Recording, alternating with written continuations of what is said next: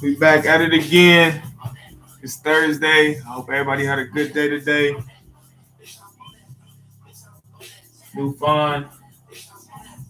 Icy twat. Hey.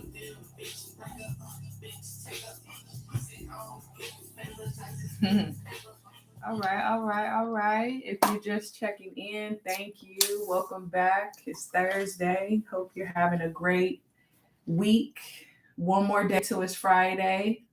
So this is basically like our Friday when it comes to the Yeah, this to is the our cast. Friday. This is definitely our Friday. We but even though we have a couple of days off, we still gonna be working, looking at It never stops. content, Research. what to bring next week, what valuable info people want to know. So although It's a marathon. It never stops, but yeah, but it's worth it. it's all in stride. All right, so by the title, we're going to get into how to make money as an indie artist. Um, This should be a banger. Cause everybody Yeah. want to make money off their music, right? Everybody want to make some money. So let's get into it. The first one on the list is merch, upsell. We need some type of upsell. You do the music, but what's something that you can give tangible to the people besides your music? So I feel like selling merch. What's some ideas of like different merch ideas? I like to do accessories. I think with accessories, you kind of can, it's unisex, so you could tap into both female and male. So accessories, like it could be anything to like a coffee mug. I think like right now, a lot of house House decor. I remember we did some pillows. Pillows was fire. pillows, those type of You things. can do some pillows with your Spotify cover. Yes. And you know how it has the play button and the little line at the bottom? I think that'll be a dope pillow. Yeah, but I'm gonna be honest, man. The best merch is when I feel like when you try to make it more so like core marketing merch, it only goes so far. Like when you make merch that just looks good in general. Like for example, like just a picture. You remember how we had that Chris Brown T-shirt? So like something like that with all these different photos. Now where it's not over branding it, but it's like okay, if you rock with the artist, he gonna, you know what I'm saying, they gonna rock with you and vice versa. But it's like when you kind of overly trying to market yourself, I think sometimes that could be, it's not tasteful. It's like that's not something that I want to wear out. I feel like you want to make, or it's not something that I just want to have laying around that's gonna make the house look fire. Yeah. I think when you make merch, I think merch is different because you got fan merch who just won't support you because they're a fan of you. But I like currency, like his clothing line and the stuff that he's been making. It's stuff that like if you didn't know currency, you would still buy it. Oh, I didn't know he was making stuff. Like what type of? I mean, he got a full clothing line and this shit fire right now, it's smoking. And so I feel like that's the best merch is when you could buy something and it's just organically, you know what I'm saying, fire. Like it ain't like, oh, okay, I'm overly doing it because I'm the biggest fan. It's more so like if I was a fan or not a fan, I was gonna buy this regardless. Okay. So what about some like digital download type stuff? Maybe like a poster somebody could print out. Yeah, posters is cool. Something like that. Some wall art people can print out. I'm gonna give y'all a jewel. If you're gonna do stuff like that, you might as well just go ahead and use Printful. That's your spot. That's definitely my spot. Yeah. You might as well, because it's like if you're doing like stuff like posters, stuff that's real mass produced and real like use that. But when you really get in your bag and you start designing and stuff like that, that's a whole different tier of like, you know what I'm saying, when it comes to merch. So it's levels when it comes to merch, I believe. Yeah, definitely. Okay. Any other type of merch? Let's see. I mean, you got like artwork. I guess that's like if you're like an artist and a musician. No, you can when we do these covers, you can sell your cover as a piece of artwork. Huh? Yeah, if you do it in a tasteful way. But if you just slap it on something, then like, okay. But you know what I'm saying? Let's imagine if you did, like, I'm gonna give you an example off the rip. It's a freestyle. Imagine if you went and got from like Home Depot, not Home Depot, but what's that? Office Depot, right? Imagine you go to Office Depot and you bought a whole case of CDs, right? And you take those CDs and you put them on the ground, and then you go somewhere and you get your cover printed on the CDs, and then you put it in a frame. You see what I mean? Now it's a one-on-one art piece. You know what I'm saying? Stuff like that, I feel like is a connection, because like now they know you went over and beyond. Put some time in it. To put some time in it, and now you're not trying to really cater to all your fans. You catering to that core fan that might want to just spend $1,000 with you. You know what I'm saying? So stuff like that, I feel like creates value. Okay. So those are a couple merch ideas. Let's see. What about another way to make money is licensing your music? Yeah. That's a fact. There's a few websites that you can do this on. What was it? Distro? Well, no, not Distro. Nah, you know the website. I mean, it was in the email that they just sent us. It was called. I forgot that email. Sync. There's one called something Sync. But yeah, just Google how to license your music. That's definitely a thing. We haven't tried it yet, but it's something that's definitely on our to-do list. Yeah, they just sent us an email, so we kind of been doing our homework about it, but that's definitely something we've been wanting to tap into, but just kind of like haven't dove all the way into it yet.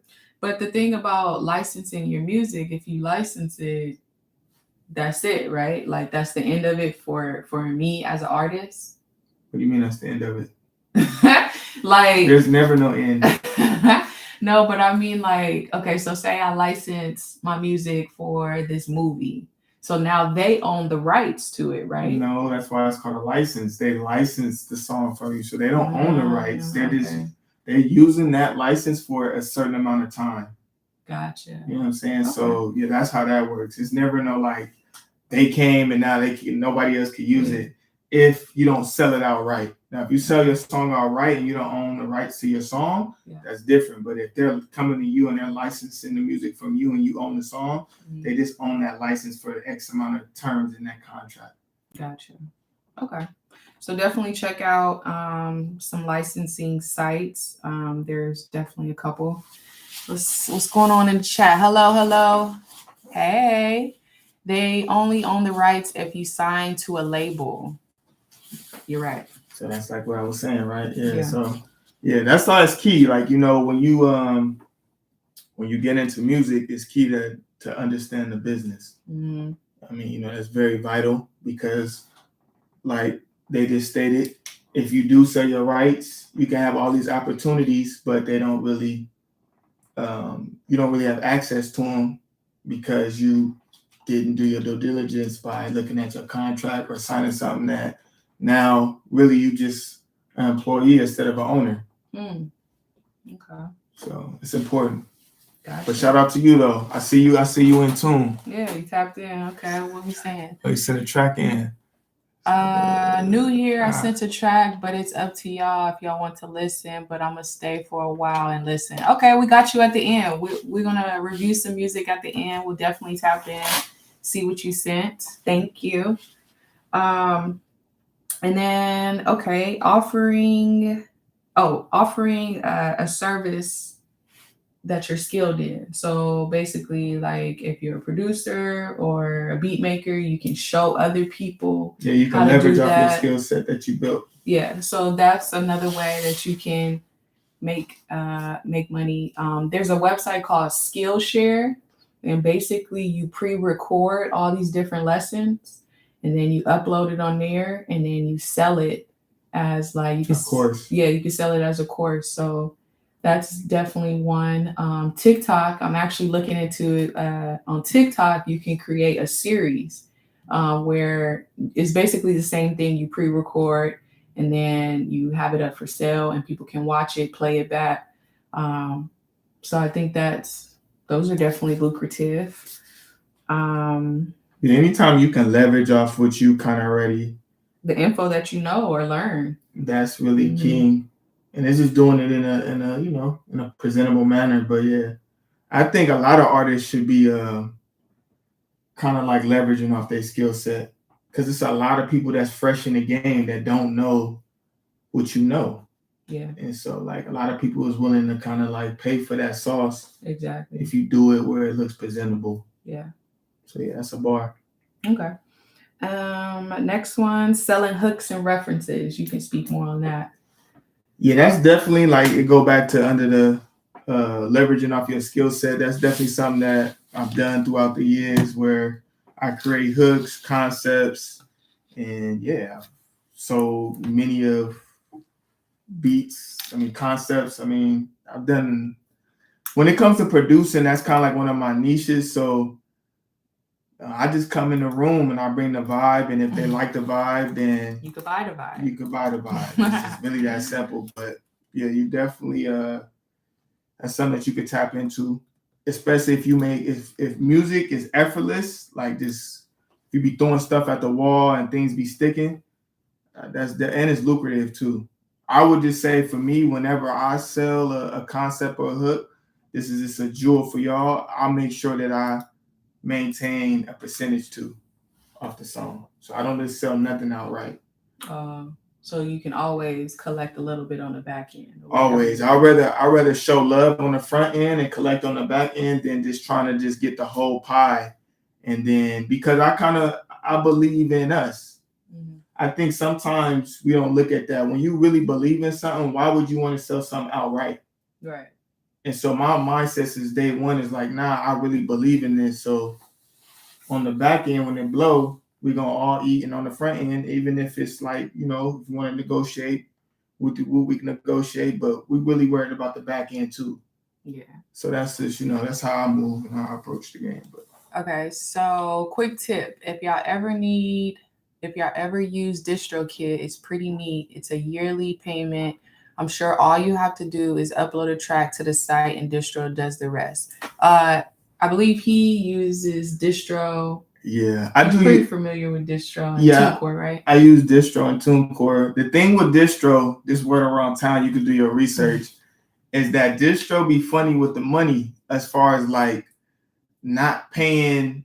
They real late when it comes to your payments, and I've noticed that. And so lately I've been putting more music back on TuneCore because now they got the splits. The reason why I was really using DistroKid because at the time TuneCore didn't have the splits where you can do music with other artists and do the split thing. But now that they have that, I'm back on TuneCore just because every 30 days, man, I never had a problem with the bread with TuneCore. And when they seem like with DistroKid, they just pay you whenever they want to pay you. Like, we're going to give them some bread today. Even though we've been had his bread, we're going to go ahead and throw him something so he can be straight. That's weird. Yeah, I'll have to check out TuneCore. Yeah, check them out. Yeah, TuneCore official. Like, they've been around. Like, they've been around before a lot of these distros. So they got a lot more access to more like places, more cities and more states, and just access to get your music out further. Not saying DistroKid ain't a good look, but when you really do your research, like I really did a lot of homework, TuneCore is definitely like they're in the forefront. So as someone who uses both of them, is it beneficial to have your music on both to kind of get the difference, or should someone keep like all their music on one? Well, this go back to experience. The reason why I can elaborate on this is because I use both, and I've been using both for like over 5 years. Mm-hmm. So like I could tell you like on TuneCore, every 1st and 15th, I check and there's some bread in there. With DistroKid, it might be a whole month, and it might just finally the next randomly month, we got some bread coming in the next 48 hours, and but TuneCore, they business, and it's more or less on some point. So I noticed that, you know what I'm saying? And then I started doing my research, and it's been other people that's made videos about this. Yeah. So I mean, you know, that's just, you know, me just passing the knowledge to y'all. Do your own DD, do your own research. But yeah, me just having both accounts and I check. Now TuneCore, make sure I get some bread every 1st and 15th. He said, I have one track out, but at least 20 songs in a vault. Man, you better put them 20 songs somewhere and just get a little money somewhere. Yeah, like they ain't making no money in the vault. So, yeah. I mean, catalog is everything. If you got 20 songs, I would just say, put them in a, like, don't put them all out at once, but put them out as an EP every 4 or 5 songs. Spread it out. But at the same time, catalog is king. Like, you don't want your songs to sit in a library because it only take one. And it's like playing a lotto. Like, you can't complain about winning a lotto if you never spent the bread to be in a position to win. Or you never played. Yeah. So if you got 20 songs, that's like paying $20 for the lotto. You got access to win with 20 different tickets. Yeah. But if it's sitting in the library, it's kind of like, you know what I'm saying? And that, all you need is one. That's how I look at it. All you need is one. We had a couple songs that went viral, and and you can see the difference on the back end. Yeah, it's a fact. So put them songs out. Stop shelving them songs. He said, just scared, to be honest, because my music is different nowadays. People like the sex, money, and drug music. We were talking about that. Last episode. Yeah. But I feel like there's a fan for every type of music, and just put it out. You never know who's going to gravitate towards it. So that's why it's called building a fan base. Because what you're doing is like, first things first, when you say you're scared, you got to alleviate that. Because the number one thing of being an artist is your confidence got to be on 10. Like, we love Kanye because a lot of us love Kanye for the simple reason that his confidence, even though he might say something we don't like or this and that, it's the confidence that fuels his artistry. And so just be confident. You know what I'm saying? Not everything is for everybody. You put something out, it might not be for me, it might be for Lika, or it might be for me, and vice versa. And so I believe you will never know that, though, if it's just sitting in a library, and just be confident about it. You know what I'm saying? Because that's how you're going to grow. Be confident, but at the same time, be open-minded. So when you put something out, just use the feedback and continue to grow. Yeah. Put it out. I'm a lyricist. Okay. We was playing some yesterday. I played some hip hop yesterday. Yeah, we definitely tapped in. And I was saying, like, lyrics, that type of music isn't my thing. But however, somebody else is going to love it. Somebody else is going to gravitate towards it. So just put it out. Okay, let's see. Did we have any more money makers? Crowdfunding. Yeah. Crowdfunding it's not one we've tapped into, but I've definitely seen people do it with businesses, with any new endeavors that they're trying to start. So crowdfunding is definitely a one to look into. And I think crowdfunding would be cool if you got some work. Like if you got a rollout. If you got like a catalog. If you got something to show. Like, imagine if you try to get some crowdfunding and like you ain't really you got one song. Like, people want to see. I feel like when you're dealing with like crowdfunding, you're dealing with investors. Investors want to see accountability. Yeah, I feel you on that. But also, like, there's a lot of businesses that they don't even start. They're just telling people the idea that they have, and people are backing just the idea. They don't have anything, no website, just an idea that they're trying to start. But look, an idea is different than music for the simple fact is this. An idea might be something that you have that might not be out there that I'm willing to, since it's not out there, I'm going to put some bread behind it. Well, music is more so like, I'm not saying the song ain't new, but it's like, I feel like if I'm an investor, this is just like me. I want to see, when it comes to music, I want to see work ethic if I'm going to put some bread behind it. Because music ain't nothing but like, it's not just an idea. It's like, it's going to take some energy to move this. It's going to take some marketing. It's going to take some PR. It's going to take all these different things that if you got a catalog, once we do move you, we can get the bread back. But if you got one song and you trying to get crowdfunding, it's like, what? Like, nah, bro, get back in the gym. You ain't ready yet. I'm just being honest. Like, these are things I'm going to be honest with y'all. Like, you ain't ready yet if you got one song. So, like, don't worry about crowdfunding until, like, you got a little bit of motion. and then you can go to them and say, look. But then again, you just putting up a listing. You putting up an ad, basically. So why not just... Yeah, if you can get some bread for somebody that want to invest in one song or a couple songs, then that's love. Because I feel like the people that do the crowdfunding are like millionaires that need a tax write-off. Let me just give somebody and say, oh, I like this kid. Let me just give him a little money, blah, blah, blah. Because they're not making nothing on it. They're not making nothing. They're basically just fueling your dreams or fueling the idea. It's not that. It sounds so like, you make it sound like it's lit, but it's not. Like, I mean, yes, it is a tax write-off, but at the same time, like somebody that's highly successful and is about to spend their money on somebody, they're gonna put their money on something that they could really see go. And if you ain't got nothing to show, it's okay. Best example, we watch Shark Tank. That's the same thing. They're not looking for somebody to just throw some money at. They want to see something that really been. When they come on in, the first thing they ask you is how long you been doing it. Yeah, they want to hear them numbers. They want that. The first thing they ask you is how long you been doing it. Yeah, that's equivalent to like your catalog. Mm-hmm. You know what I'm saying? Like I get what you're saying. You like go get a bag, but it's like getting that bag is not that simple if you ain't put in the work. Ain't nobody ain't gonna really just throw you a bag with 10 songs. Unless them 10 songs is like impeccable. And not only that, they know like you got like him. They know you got 20 in the vault. Yeah. You feel me?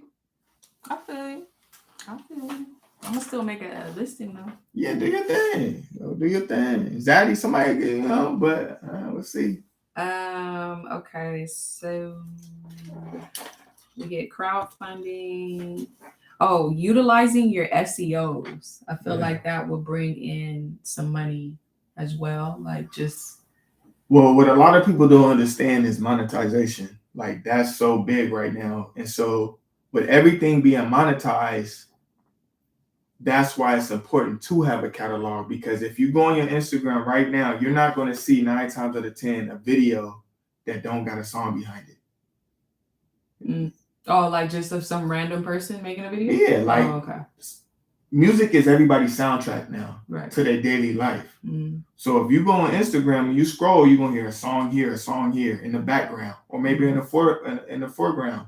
But with that being said, that's why it's important to have that, is because as these songs is being used, they get monetized. And if they get monetized, that means you collecting pennies to $1. You know what I'm saying? It starts to add up. You get a viral song here, you get a viral song here. All that, and you own the rights to your music, you own the distro to pull the money out. It really starts to add up. So I feel like that's why put the music out. Don't shelf yourself, because if you shelf yourself, you might as well be signed. Because they gonna do that to you anyway. That part. Okay, so we hit on that. And that's pretty much it. And lastly, just to wrap up and sum up all of those different ways to make money, is to really keep track of your finance. That means, write it down, keep a tally of what goes in. What comes in and what goes out. And subscriptions, like all that stuff starts to add up. And so what you're saying again, preparation prevents poor performance. Preparation prevents poor performance. That means before you go anything, do your due diligence, do your homework, do your research. Yeah. And then execute. And I feel like that's part of that financial literacy. Yeah, it's just keeping that track. So yeah, did you have any other ones to add, or? Not really, just. Oh, I know. Sorry to cut you off. You were saying ASCAP. What was ASCAP? Oh, well, those are some of the things that you can, those are some of the details after you put your music out through TuneCore, DistroKid, that you should put. You should use ASCAP, you should use SoundTrust, and Sound Exchange. And those are all different avenues that collect your money too. So some Sound Exchange, I believe, collects your money more so like overseas. And then ASCAP is like your writers, your publishing. And so those are some of the things that's like, once again, when you're doing music, you should do your homework, because you leaving money on the table if you're not signing up for these things and collecting. So Distro and TuneCore, they don't do that. They just help you put the music out. Well, TuneCore has an option where they can collect your publishing, but that's if you want to go through them. I was using them when I first started, but I was using ASCAP too, so it was crazy because they was both collecting whatever they can collect. You over there throwing the whole system off. but that's what I'm saying. TuneCore, give it up, man. I'm pro Tune because that bread come in, man. Bread be coming. Yeah, it's like a paycheck. Who doesn't want to get paid for the time that they put in? But DistroKid is like, I know I'm doing that. I'm seeing the analytics, right? Of like what's going on over there. And it's like, what a check at? Like, yeah, no. You know what I'm saying? And so like I feel like so they must be more of like a net 30, net 60. Nah, the word around town is like they the middlemen of the middlemen. So like they don't like TuneCore got more of a source to these to like Spotify and this and that. Like they collecting your bread and then from another person and then giving it to you to opposed to like getting it straight from the source. Oh, so they don't even really got control. They just waiting for I don't know, man. I mean, I don't want to go too in depth, but I just know if y'all see this, man, just throw the funds, bro. Just throw the funds this way because we be accumulating. And you know what I'm saying? And it's a lot of music is over there. I produce a lot of music, you know, so it's love though. I mean, I think what's cool about it is that when I think about it, having money in two different places. Yeah, that's always a plus. Like we was just looking at the news, like Wells Fargo had it. Yeah, they glitching when niggas couldn't get their bread out. So that's really a gem. It's like maybe, you know, if you watching this, maybe it's to spread it out. You know what I'm saying? I think that was something that I kind of did self-consciously, but I always wanted it where if I did a collab, all this music is over here, and if it was something that was like not collab and it was over here. And when I think about it, it's kind of cool to be able to collect every 45 days and every maybe 30 days. These niggas be taking 45, these niggas take 30. No, you just been used to that. You want your money when I want my money. I want my money, but when you think about it, it's like we kind of set it up where it's like we want our money. I ain't gonna go but I get what you're saying. Like it comes in when the other one already fell in. Yeah. You know what I'm saying? So it's like but I get you. But do your homework though. DistroKid, they tricky right now. Okay. Let me see. I think he says some more. So I'm a lyricist, but I make a lot of sad music because it's real. You know, my music is for the people that think they are alone in this world. Like I've had people laugh at my music because they have never been through the struggle to understand my lyrics. So it's definitely I feel like there's a niche. Not a niche, but what's the word I'm trying to say? Like there is a fan base, kind of like the Juice WRLDs and, you know, the emo music. Not saying that it's a bad thing, but it's definitely a fan base for that type of music. So we all go through similar emotions. It's just connecting. It's finding that person that's going through those emotions that you're going through. And they haven't found you yet because you ain't put your 20 songs out. There you go. There you have it. So you got to. So this is your time to put the songs out. Just put it out. You said you sent something in? Yeah. So let's get into this one. Let's see. So this is Profound. A story about my life. Everything within this track is true, and I hope you enjoy it. All right, let's tap in.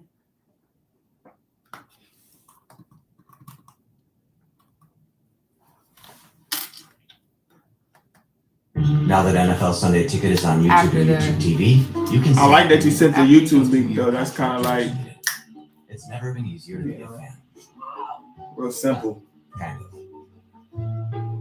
Sign up now. All right, let's get into it.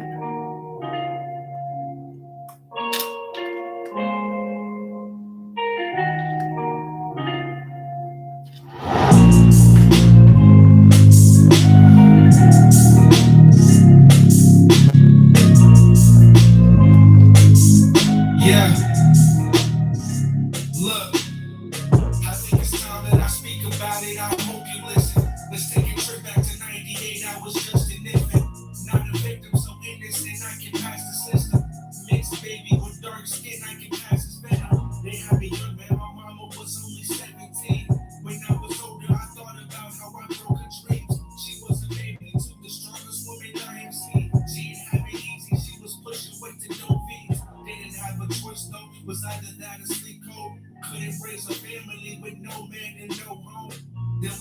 reason my father hasn't been mentioned yet. That nigga's name isn't written on my certificate. When I met him, he told me he never had a kid. I'm just a product of bad timing of drunken sins. When my sister came around, man, I was all for it. Giddy as a motherfucker crawling on the wood floors. Life wasn't perfect, but good enough to record stories. My mama burned up the kitchen, she wasn't made for it. I enjoyed all the memories that I came for. I love the book down to death, man, I couldn't ask for more. Yeah.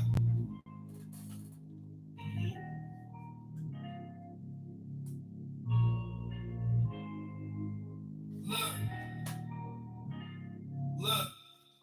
Was with her mom at the time, so I just couldn't show it. Greatest grandparents for life, man, they deserve awards. One day they got a call, all I can hear is noise. They found my mama on the road, OD on opioids. It didn't add up, she never chewed or popped a pill. They found my sister the same way, man, this isn't real. She was 10 months, these niggas ruled a suicide. Mother 23, man, I pray they didn't die.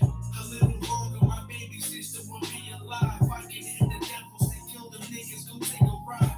This is my story, will probably leave you mortified. Never again can those niggas attempt to take a life. Yeah. Profound.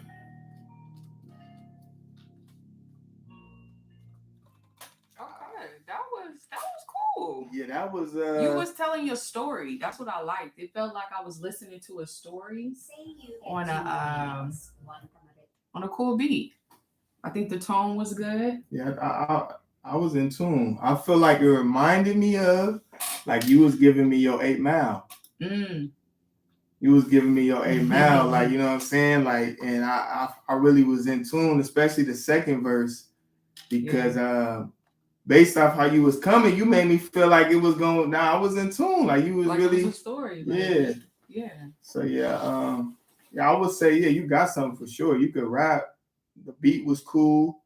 It was the beat was cool. It wasn't like, but I felt like you carried the beat with your story. Honestly. So like that's how I know you got something, because the beat was like all right to me, but how you was rapping and what you was saying and how you was delivering it was more impactful than the beat. So yeah, I rock with that. So yeah, man, I feel like just keep doing what you're doing. Keep working. Put the 20 out. Put the 20 out. Yeah. Spread it out. Put it together. Piece it up. Yeah. And you got something though. That was definitely like your 8 Mile. If that's your introduction, if that's one of the first songs you dropped, I definitely got to like understand you as an artist with that song for sure. But we gotta that was good. That was good. Thanks for submitting. If you guys are watching this, I have a lot of unreleased, but they are tagged for now. That's why they haven't been pushed out. Yeah. Okay, we'll work on that, because I feel like there's a lane for that. Like people could relate, in some type of way. You could rap. First things first, I'm gonna just go ahead and just do what I do on the normal. You can rap, you know what I'm saying? That I can hear it. I can hear the skill set. But one thing about that is like we got to get the confidence around it. You feel me? Because once you put the confidence where you kind of know like this is what you do and this is what I'm gonna do as a living, you're gonna hear it through the music even more. Like that's your 8 Mile. That's kind of like just talking about your life, everything you done been through. But I feel like if you stay consistent, you're gonna look back from this day a year from now, if you really like just double down and just put out music and make music, but it'll be night and day, I promise to you, because the skill set is there. You just gotta really lock in though. It takes 10,000 hours. He said I could rap and sing. Oh, so you a double threat. But we don't know it yet. You a double threat, but we don't know it yet. Imagine if Drake didn't put without, you know what I'm saying? We'll never know who Drake was if he didn't, put the work out. So, that's all cool. I'm blessed that you blessed us with this track, because yeah, man, you definitely, we both see it in you, but it's consistency though. That's what I tell her all the time, that's the difference. Yeah. It's consistency. So You're definitely a part of the family now. Keep tapping in, keep sending new music. We're going to keep reviewing it. Just know we're going to give you honest feedback. It's going to be some things we're going to say that you like or dislike, but we here to kind of see you grow. Yep. So we're going to tap in. We're going to subscribe to the channel. And give them a like, too. Yeah, no, that was the one before that. It went to a different video. Oh, yeah. Okay. We got you. So, hold on. Let me just do this before I forget. Boom. Show some love. All right. So, yeah, if you guys are watching this and you got music as well, send it in. We want to review it, check it out. But other than that, let's get into the new song that Lika added to the playlist. Yeah, I think this already got a little motion, but she said it got big motion. But she said this is what she been bumping in the whip. So I'm like, what is this? Yeah, but for me, it's catchy. I like catchy stuff that's just be like have you singing throughout the day. So this is a female artist. Her name is Callie. It's called Beethoven. And y'all wait till you hear this beat. The beat is crazy. Oh wait, hold on. Sorry, I'm getting too excited. Let's pause that and get into that. Okay, here we go.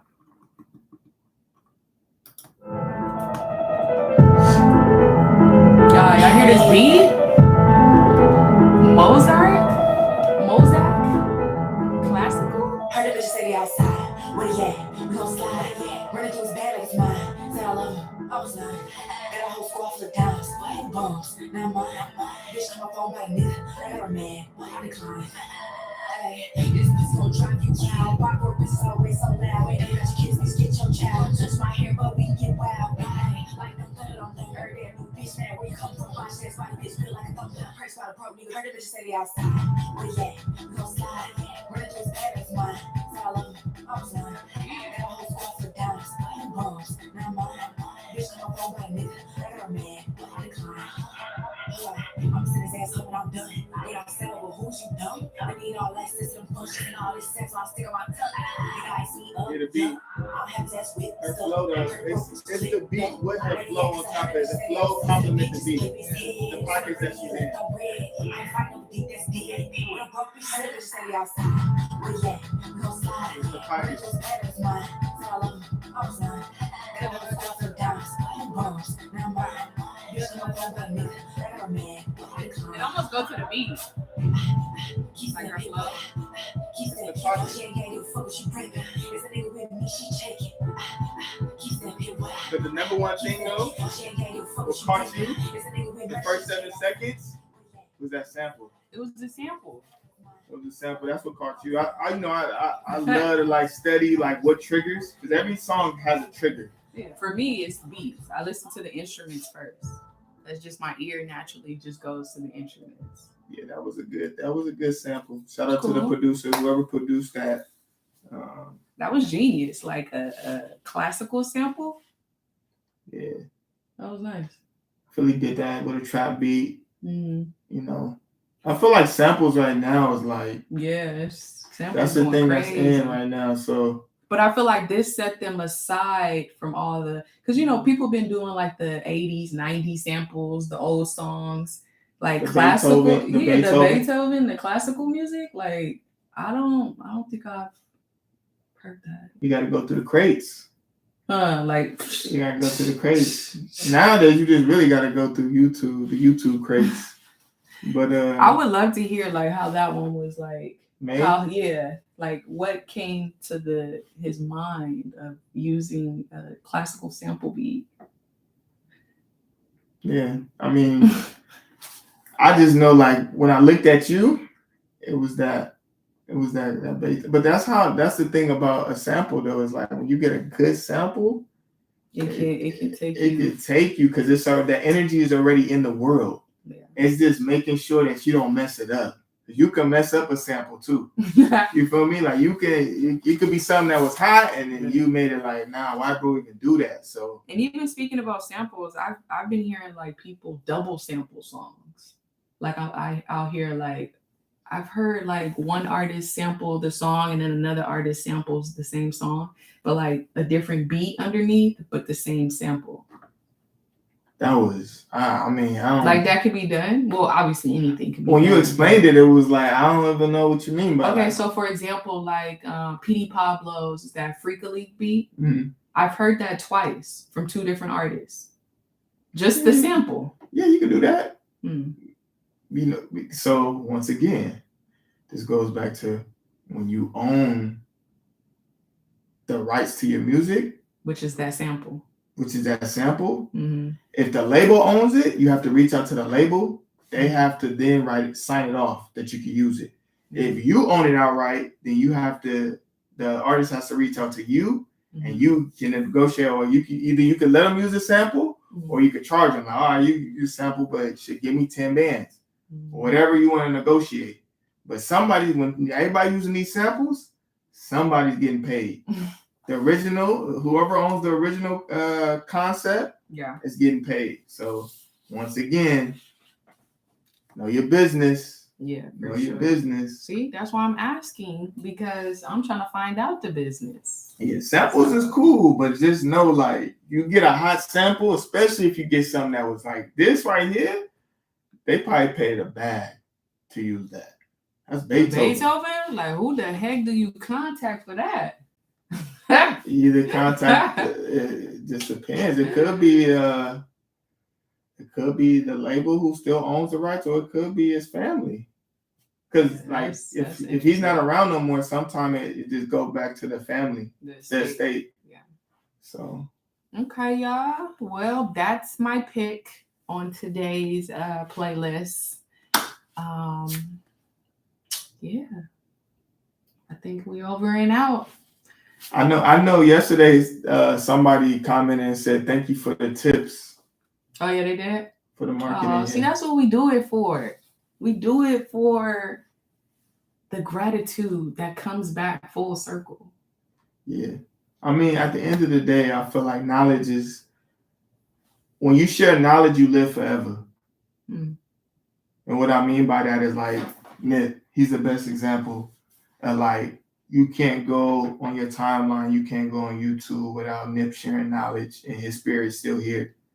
So that's what's important about knowledge, is it's here to be shared. And it lives forever. And it lives forever. Your teachings live forever. Mm. And so that's why I've always been king on just like making sure, like, as we grow, we want to continue to, share it. So the people around us that can grow. And what's cool about the internet is, somebody the other day was talking about gatekeeping. And I was like, bro, at the end of the day, like, the knowledge is out here nowadays. Yeah, somebody can like gatekeep it, but they could go find out somewhere else, right? The knowledge is like, it's not like, that's what's crazy about music right now. And that's why we see so many artists that's like independent artists like popping. It's because it's not like back in the day. It's kind of like now it really goes back to who really wants it, who gonna put in that work. Because the knowledge is here. Like everything I spoke about today is because I'm a student of the game, and I've been clocked in at YouTube University for some years now. You put your time in. I put my thousands of hours and different skill sets been built. So like, I don't, if you're going into this thinking like somebody gatekeeping and this and that, because they have brought it up, like, man, there's too many gatekeepers. I'm like, bro, I feel like the beginning version of me probably felt how you felt, but the version where I'm at now is like, if you really want it, the act is there. The access is there. You can seek it, and it's gonna come to you. You just gotta go. You gotta put yourself in the right environments, and you gotta do your homework. And I think a lot of times, that's something that's like not really the fun part. But shout out to Nick, because he shows you from his come up. Like he said it, I done every, position, to the point where like now I understand the game. That's deep. You feel me? Ain't no shortcuts to success. And if you do get a shortcut, 9 times out of 10, you're gonna get to a crossroad where you're gonna have to go back and evaluate that cut that you longevity is not gonna be long. It's just gonna be, yeah. So I just wanted to put that out there. Shout out to the, that comment, because yeah, that's love. Like that's what we about. I feel like I've always kind of been on that both energy. of us. We love sharing. Like even when I was little, like I love sharing, and you would give your last. So I think we just two sharing people, just on the internet trying to share to more people. So yeah, if y'all tapped in, hit the like button, hit the subscribe, leave us some comment. Yeah. Shout out to Kobe too. It's Kobe's birthday. It's Kobe Day. Shout out to Kobe. Yeah. Shout out to Kobe. Man, I'm happy you brought that up. Because Kobe, let me just tell you one thing about Kobe. Let me tell you my Kobe experience, like your Kobe. My inspiration. Okay. How he inspired me. So I'm gonna just be honest. Growing up, I wasn't the biggest Kobe fan. I was a LeBron fan for the longest. Like I was a big LeBron fan. High school, I was more so pushing LeBron. Then I went to prison, got out. We started the brand. And when we started the brand, I started to study a lot. All the greats. I'm talking about Muhammad Ali. Just anybody I consider that made it to those levels, I studied them. You studied some GOATs. I studied the GOATs. And then when I started to study Kobe, I started to really understand like what it took to be great. It's the dedication. The fact that he embodies that, and I know he's played here in LA, and I know, just what it takes to be in LA to stay focused, to be that great. First of all, anybody that's from LA understands that when you come to this city and you Kobe, you gotta think about how much was just thrown his way throughout his career. Yeah. I'm talking about, this is Hollywood, and he at the highest level of that. So what I loved about Kobe when I study him is that his focus, his determination, his sacrifice. You know what I'm saying? That's one thing that I feel like we can all connect with. Even if you're not even on that right now, you could connect with, like, what Kobe had to do to get that great, to become that great, I should say. Yeah. And yeah, that was my Kobe story. It's like I became a fan of Kobe after I got out of prison, and I realized, like, damn, this is what it really takes to, like, a lot of people want to be successful, a lot of people want to be great, but when you really study what it takes, you're going to look at Kobe, you're going to look at Jordan, you're going to look at a lot of people different. Because success is not something that just comes by sleeping on the pillow. Yeah. It comes with hard work. A lot, and that's something that I'm trying to tell you. I'm not saying LeBron ain't on that. LeBron on that too. But I feel like Kobe just, because you know why? Because they always say Kobe was like, he always they called him like an asshole sometimes because he was so serious about the game. Oh, he took everything serious. Yeah. But I can relate to that, because think about it. Why would you not take something that you're saying that you want to be great at? Career. This is his goal, what he worked so hard in life to become. And so I feel like in the beginning of his career, that stigma was like, nah, Kobe hard to.